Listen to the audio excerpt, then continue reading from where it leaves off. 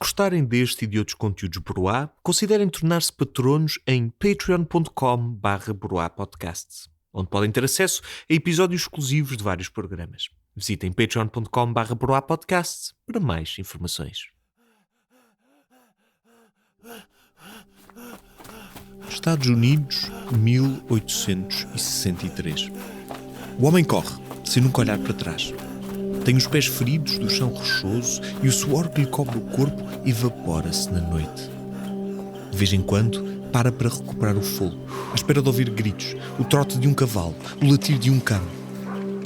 Mas a planície escura devolve o silêncio mortal e o homem prossegue a corrida. Ao longe, vê, finalmente, um aglomerado de tendas verdes com lareiras acesas à porta. Ali estão eles, os homens das fardas e das armas. É a primeira vez que uma espingarda o faz chorar de felicidade. De repente, o homem olha para o lado e repara num rapaz novo, vestido com um comprido casaco verde e com uma espingarda na mão. Nenhum deles se mexe. A dúvida assalta-o. Será que lhe mentiram? Será que era tudo um truque? Será que vão agrilhoá-lo e levá-lo de volta à plantação? Finalmente, o soldado pousa a arma, tira o casaco, aproxima-se, coloca-o sobre os ombros do homem e convida-o a segui-lo. O alívio toma conta do seu corpo. Por momentos, acha que nem consegue andar, mas tem de ser. Está a correr há tantas horas, mas tem de aguentar mais um passo, o mais importante da sua vida, o passo para a liberdade. Esta é a história da Agência dos Libertos.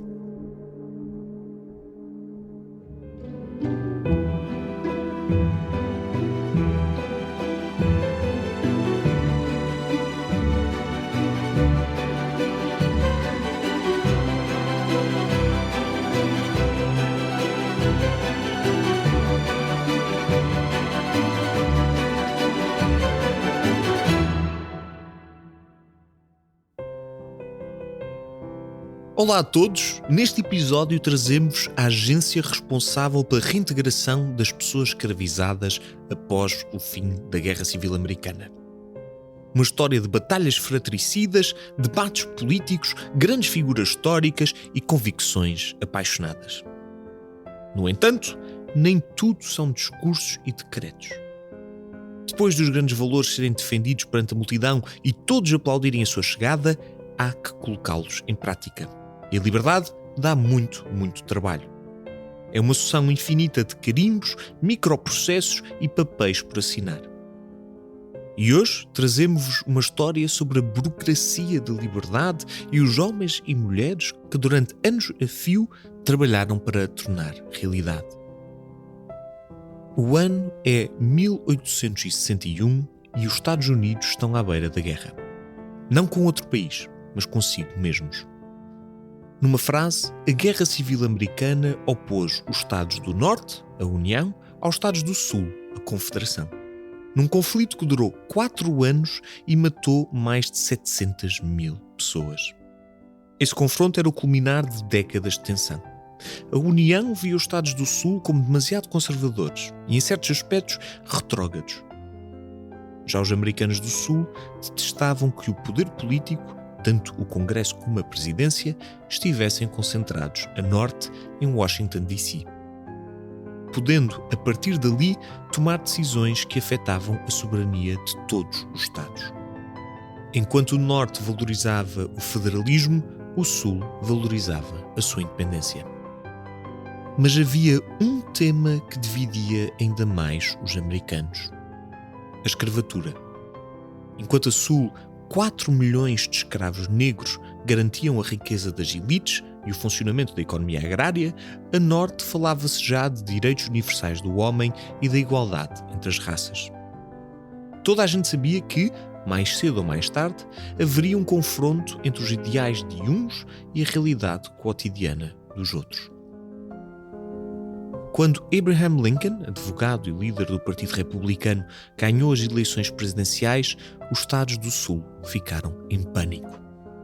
Lincoln era um anti-esclavagista confesso e os sulistas receavam que viesse a impor os seus valores ao resto do país. Aliás, já havia um exemplo prático deste combate. Numa polémica conhecida como Bleeding Kansas, o estado do Kansas discutia se devia ou não manter a escravatura legal no seu território, levando a fraudes eleitorais, lutas de rua e uma série de assassinatos políticos. Os Estados Unidos pareciam estar sobre um gigantesco barril de pólvora. E apesar de todos os esforços do novo presidente para acalmar os ânimos, 7 estados do Sul organizaram a secessão dos seus territórios, retiraram os seus representantes do Congresso, fundaram a Confederação e atacaram Fort Sumter, na Carolina do Sul. A mensagem da Confederação era simples. Se a União queria libertar os escravos, então teria de o fazer à força. Começava assim a Guerra Civil Americana.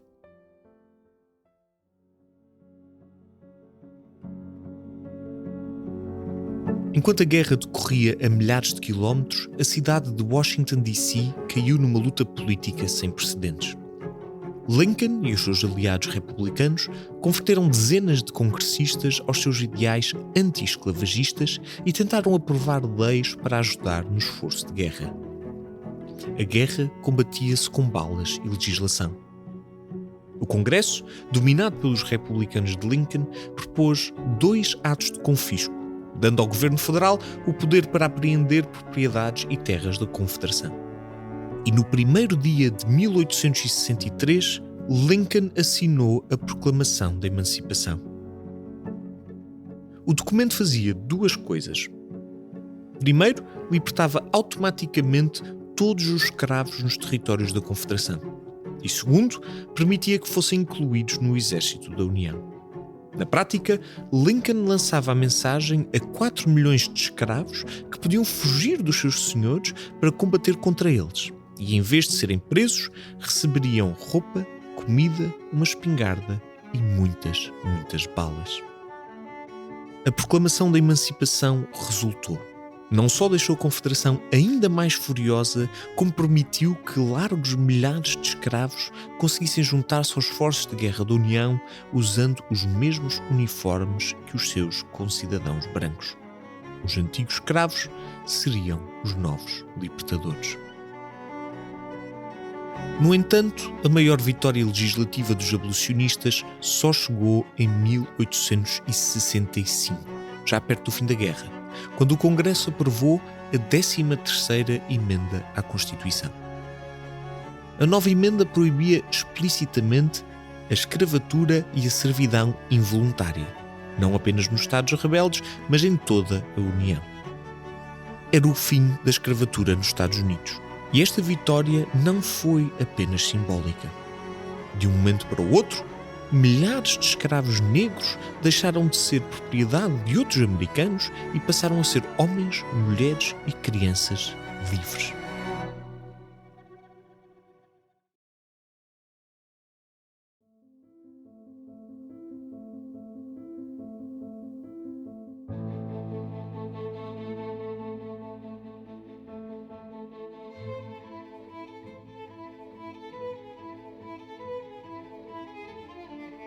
Era preciso ajudar os escravos a fugir dos seus proprietários e dar-lhes água, comida e roupa. Era preciso enfermeiros para tratar dos feridos, médicos para curar os doentes e polícias para garantir a segurança de todos. Era preciso saber o nome, a idade, a data e o local de nascimento e outras informações biográficas. Uma espécie de censo da população liberta. E mesmo depois de alimentados, tratados e registados, os libertos tinham de começar uma nova vida. Não tinham casa, nem roupas, nem cavalos. E por isso era preciso construir abrigos temporários ou distribuí-los pelas terras confiscadas aos agricultores brancos. Não sabiam ler nem escrever. Por isso eram precisas escolas e professores. Não tinham o seu próprio dinheiro, por isso era preciso criar bancos e fazer empréstimos. Não tinham ferramentas nem roupas de trabalho, por isso eram preciso toneladas de equipamento. Não tinham acesso a advogados nem aos tribunais, por isso eram precisos juízes especializados no processo de emancipação. Desde os mais básicos cuidados de saúde ao acesso à educação e à justiça, os libertos teriam de aprender a fazer tudo o que centenas de anos de escravidão lhes tinha roubado. Que é, como quem diz, tudo aquilo que um cidadão comum americano tomava como garantido. mas quem supervisionaria este processo? Depois de largos meses de discussão, em março de 1865, o Congresso propôs a criação do Freedmen's Bureau, Agência dos Refugiados, Libertos e Terras Abandonadas. Para simplificar, a Agência dos Libertos. O objetivo era apoiar os afro-americanos na morosa transição de escravos a homens livres. A ideia tinha os seus detratores e não faltavam argumentos contra. Quem deveria pagar o Bureau? O Departamento de Guerra ou o Departamento do Tesouro? Deveria estar ativo até quando? O final da guerra? 1, 3, 5 anos depois? E já agora, será que colocar os escravos libertos sob a alçada do governo era mesmo a melhor forma de os emancipar? Os congressistas mais conservadores argumentavam que o Bureau podia ter o efeito contrário ao pretendido e prolongar a servidão de homens e mulheres, tornando-os dependentes das ajudas governamentais. De qualquer forma, podia o Estado beneficiar um grupo específico de pessoas, excluindo todos os outros? Depois de amplo debate, ficou definido que o Freedmen's Bureau ficaria ativo até 1 ano passado do fim da guerra, e nem mais um dia. Ajudaria os ex-escravos a recomeçar a sua vida e depois seria desmantelada. Era uma questão temporária, uma exceção. Afinal, quão difícil seria incluir 4 milhões de pessoas na sociedade americana?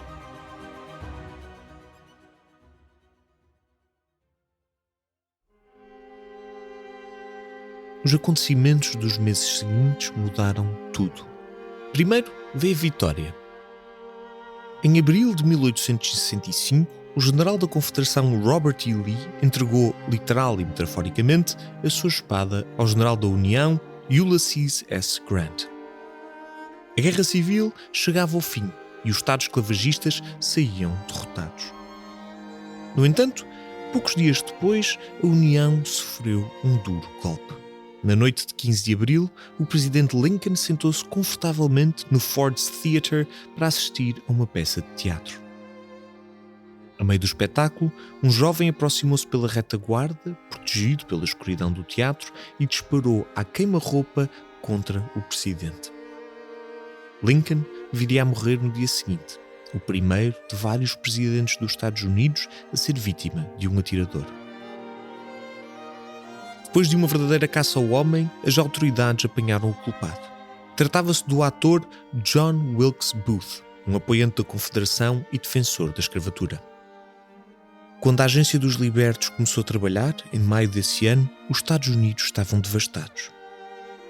A norte fazia-se o luto ao presidente Lincoln, o homem que libertara os escravos e conseguira a vitória na Guerra Civil. A sul, os Estados da Confederação enterravam os seus cadáveres e olhavam com tristeza para as plantações de tabaco, algodão e açúcar devastadas pela artilharia inimiga. E no meio de toda esta confusão, milhões de ex-escravos perguntavam se o fim da guerra traria mesmo a sua liberdade, ou se, pelo contrário, os próximos anos seriam de expectativas frustradas.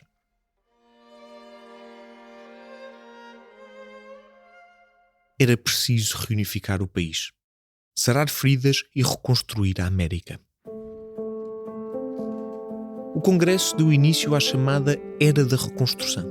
No entanto, tinha um inimigo imprevisível e poderoso: o próprio presidente dos Estados Unidos. Depois da morte de Lincoln, o cargo foi ocupado pelo seu vice-presidente Andrew Johnson. E, para azar dos republicanos, os dois homens não podiam ser mais diferentes. Andrew Johnson, de 57 anos, nascera na Carolina do Norte, um dos estados que durante a guerra combatera pela Confederação. Johnson subiu a pulso na vida.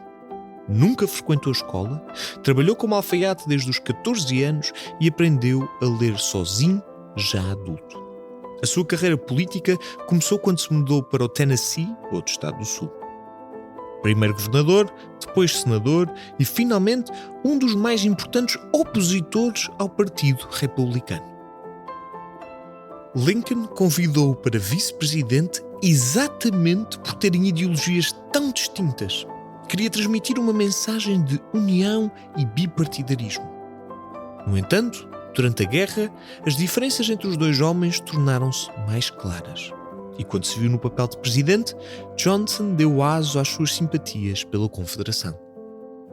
Não só perdoou largos milhares de confederados rebeldes, como ordenou a devolução das propriedades confiscadas durante a guerra e defendeu que os Estados do Sul deveriam ser deixados em paz. Qualquer tentativa do Congresso de castigar ou reconstruir os Estados do Sul era, para o presidente, um terrível abuso de poder por parte do governo federal. A guerra acabara, a reconstrução estava feita.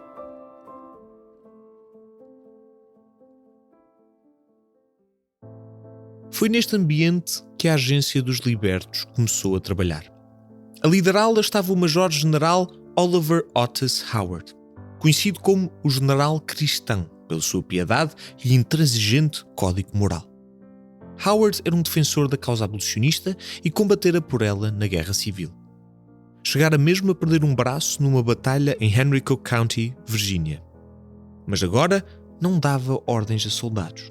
A seu cargo tinha as várias secções da Agência dos Libertos, uma por cada estado do Sul.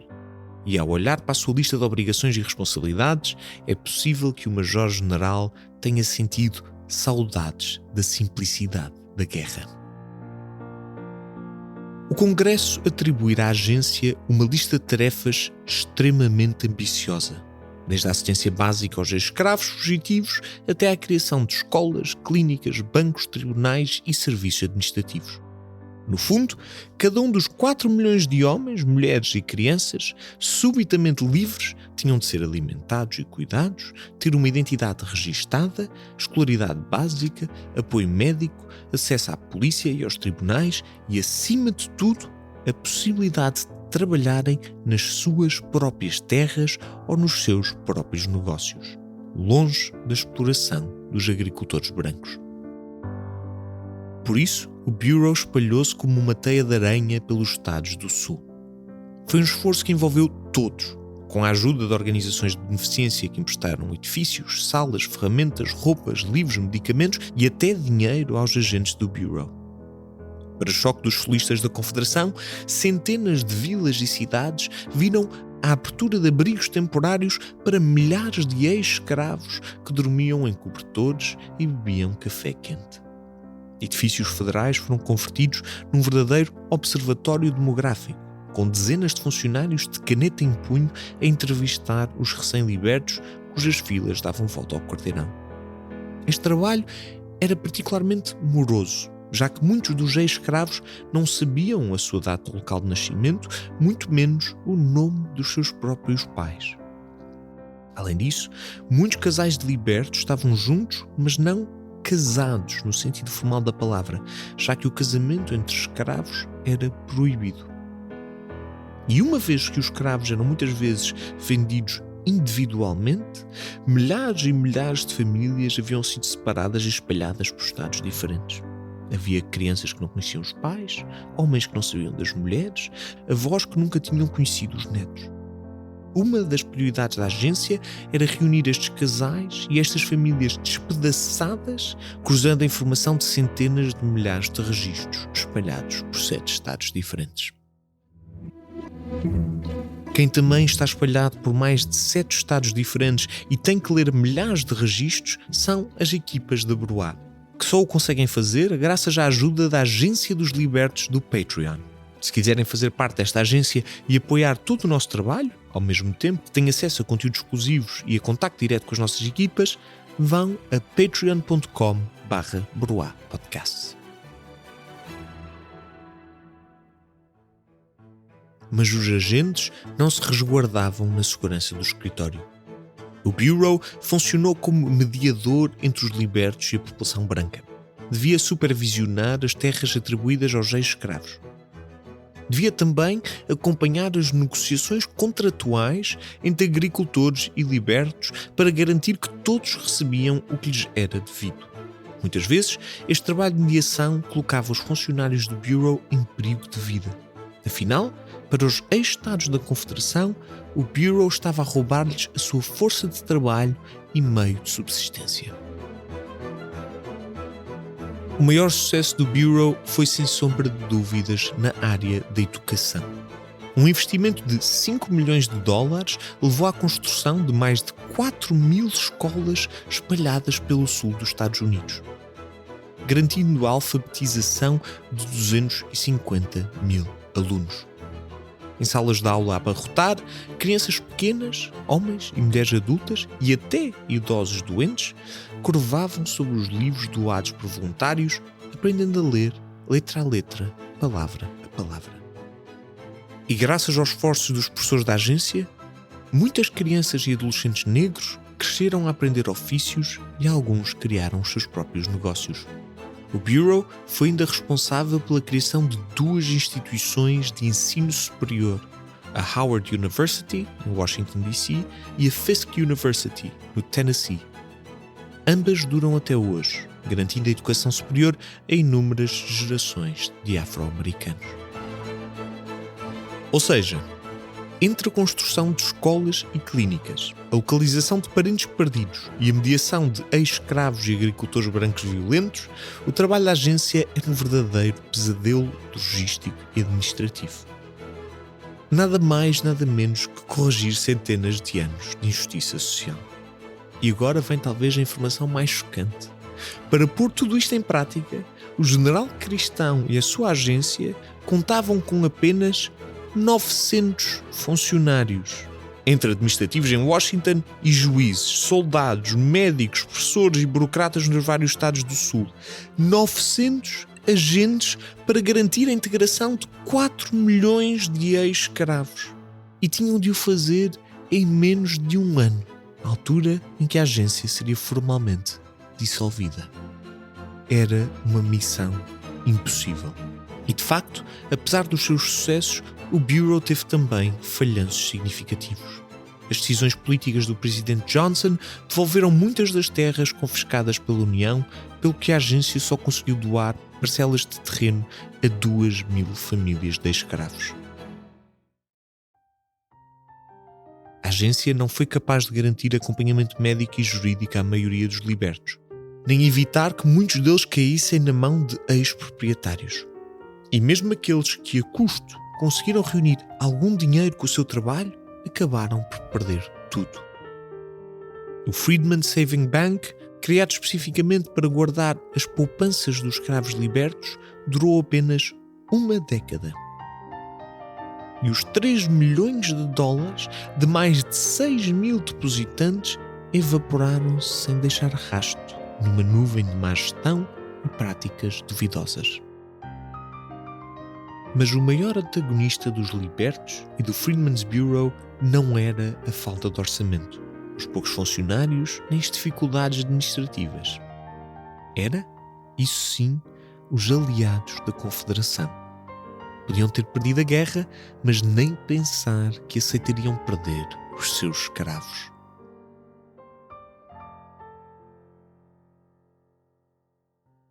Carolina do Norte, Estados Unidos, 1865. Pela primeira vez nas suas vidas, os 6 homens dizem não. A palavra sai das suas bocas com uma estranha facilidade, como se estivesse presa há muito tempo, pronta para sair. Além disso, recusam mover-se. Os 6 ex-escravos ficam de pé à porta da casa do seu antigo proprietário e voltam a exigir o que é seu por direito. Trabalharam vários meses. Têm um acordo.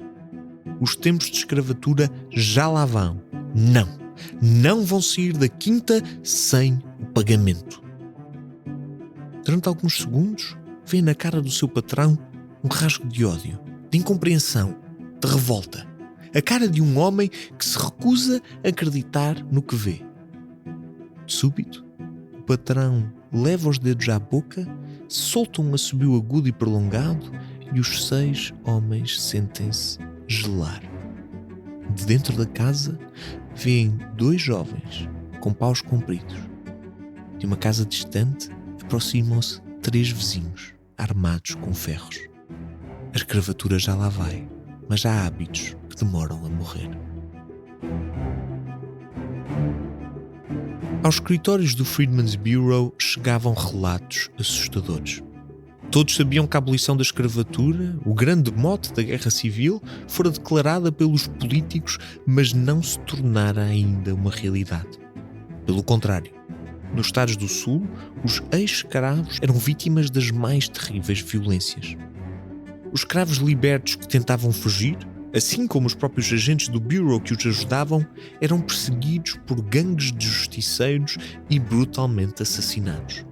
Mais tarde, esses grupos de vigilantes, que usavam sacos de pano branco sobre a cabeça, seriam reconhecidos em toda a América como membros do Ku Klux Klan. Vários estados do Sul tentavam passar legislação para criminalizar as pessoas negras. Bastava que andassem pelas ruas sozinhas para serem consideradas sem abrigo e imediatamente detidas. E nas raras ocasiões em que os ex-escravos, com a ajuda do Bureau, reivindicavam os seus direitos recém-adquiridos, eram muitas vezes recebidos com a morte. Por mais leis ou emendas à Constituição que Washington produzisse, e por mais que o Freedmen's Bureau tentasse chegar a todo o lado, a verdade é que nas profundezas do sul dos Estados Unidos, a emancipação ainda era um sonho distante.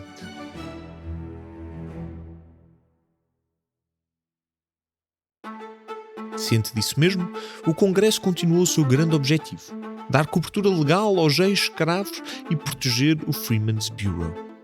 No entanto, o presidente Johnson insistiu em dificultar todas essas tentativas. Em 1866, um projeto de lei para estender a vigência da Agência dos Libertos foi aprovado pelo Congresso, mas recebeu o veto presidencial de Johnson. Tal como os seus aliados solistas, o presidente achava a agência uma imperdoável infração dos direitos dos Estados. Aliás, ia mais longe. Johnson considerava que o Bureau estabelecia o governo federal como garante de ajuda social a milhões de pessoas, algo que ia contra o espírito individualista americano. Os republicanos no Congresso não desistiram. Semanas depois, aprovaram a Lei dos Direitos Civis, definindo que todos aqueles que nasciam nos Estados Unidos eram cidadãos americanos e que mereciam ser igualmente protegidos pela lei. O presidente voltou a usar do seu veto. Furioso, o Congresso insistiu terceira vez, mas desta feita, tal como nos tempos do Lincoln, saltou o processo legislativo habitual e foi direito à Constituição. Nasceu assim a 14ª Emenda, concedendo a cidadania americana a todas as pessoas nascidas ou naturalizadas nos Estados Unidos. Era o culminar de um longo e moroso processo legislativo que começara com a proclamação da emancipação de Lincoln. Os escravos tinham sido primeiro libertados, depois protegidos por cada vez mais leis e finalmente eram declarados cidadãos. A sua igualdade perante o Estado estava garantida, pelo menos no papel.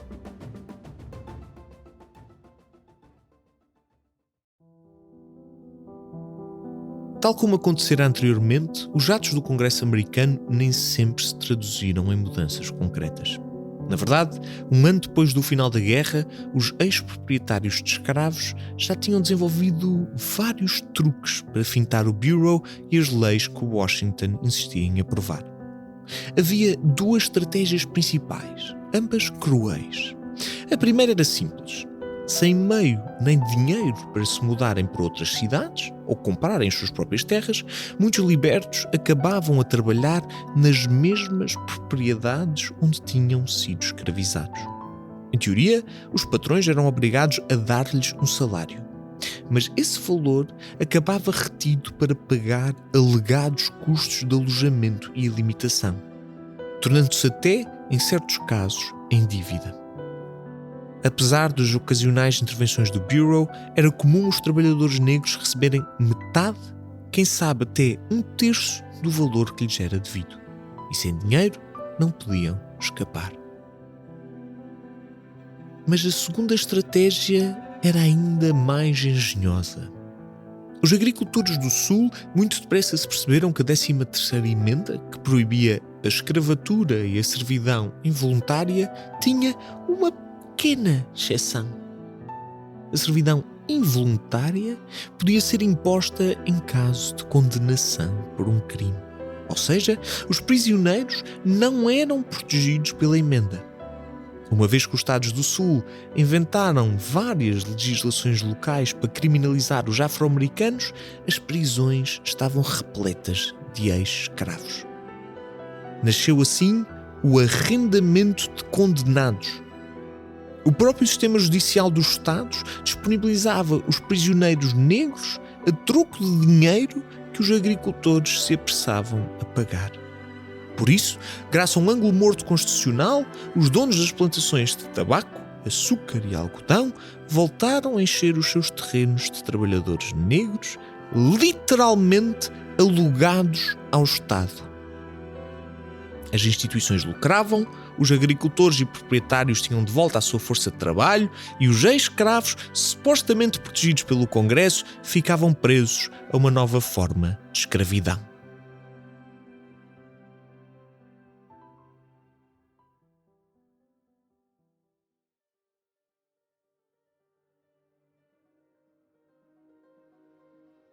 Em 1868, deu-se o derradeiro confronto entre o Congresso e o seu arqui-inimigo, o presidente Johnson.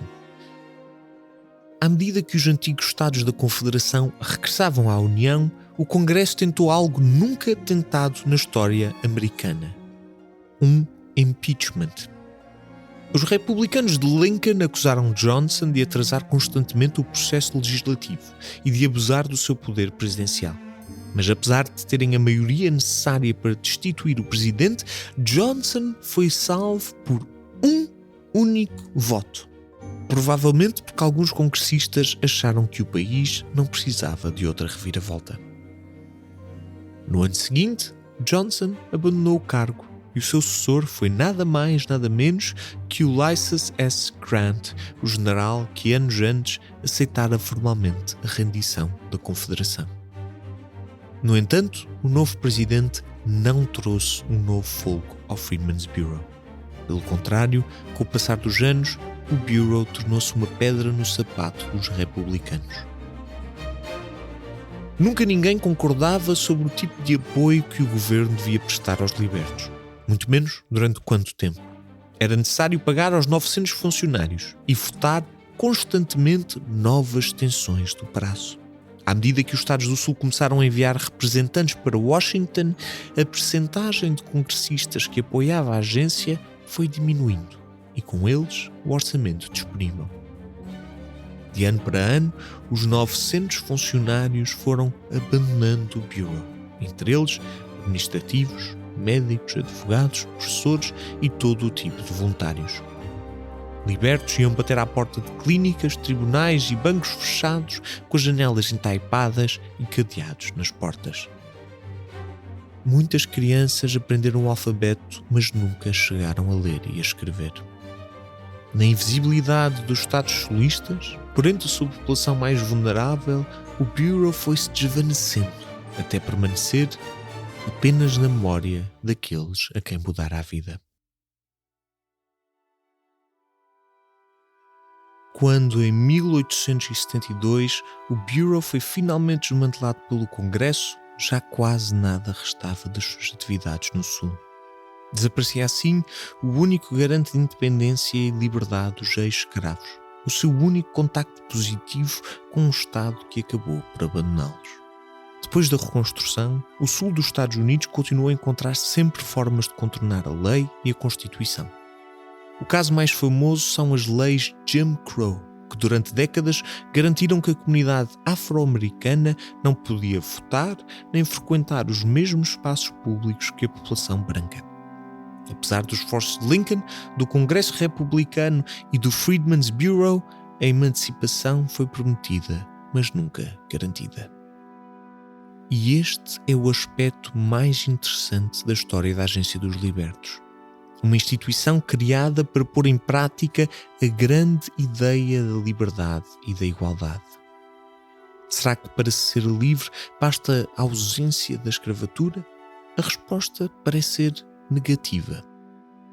Da escravatura à cidadania, os libertos americanos tiveram um longo caminho a percorrer. Não basta ser livre, A liberdade não é uma ideia abstrata, é uma prática. Para serem cidadãos completos e autossuficientes, os libertos tinham de poder votar, participar politicamente, ter as suas próprias terras e ferramentas, gerir o seu próprio dinheiro, poder educar os seus filhos e cuidar dos seus idosos. A sua liberdade era um esforço comunitário, partilhado por toda a sociedade. Para um homem ser livre, todos têm de ser livres, desde o seu vizinho do lado ao congressista e presidente. No fundo, a liberdade individual precisa de muita gente. Sem isso, seremos sempre escravos uns dos outros.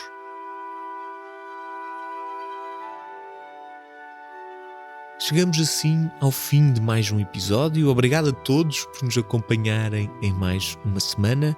Esta história para mim é particularmente interessante porque acho que todos nós conhecemos vagamente a Guerra Civil Americana, mas poucos sabemos o que é que aconteceu depois. E pensamos no sonho de acabar com a escravatura, mas nunca no pesadelo burocrático que realmente é reintegrar milhões de pessoas esquecidas e perdidas na sociedade de volta na vida civil. Há aqui um particular elemento que sempre me chamou a atenção, que é esta ideia de pessoas que não sabem escrever, não sabem ler, não têm nome, não têm pais, não têm mães, não têm filhos. Como é que são inseridas em todos os pequenos processos burocráticos que constituem a nossa sociedade? Como é que os registamos? Como é que lhes damos uma existência quase burocrática? Nós temos este pânico e pavor da burocracia, mas como é que se insere pessoas nesse sistema? E sempre pareceu uma perspectiva fascinante a ideia da burocracia da liberdade. Para a semana teremos mais um episódio de História Obscura, desta vez sobre Portugal e a Revolução Francesa. Como é que Portugal recebeu e percepcionou a Revolução Francesa? Na semana a seguir a isso, vamos experimentar uma coisa diferente, uma coisa única, e vamos ter aqui um conjuntinho de episódios especiais do História Obscura. Mas isso falamos melhor para a semana. Obrigado.